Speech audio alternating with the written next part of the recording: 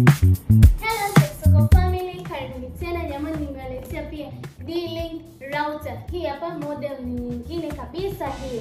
D-Link router yetu hii hapa unaweza ukaweka line. Yaani kuna router na kuna D-Link router ambayo wengi wanapenda kwa ajili ya kuwekea line na kuweza kuaccess internet.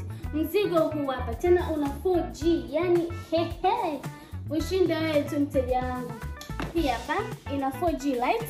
Pia inakupa speed nzuri sana, yani speed kali kuanzia 150 Mbps solution, yani suluhisho ya internet yako hii hapa.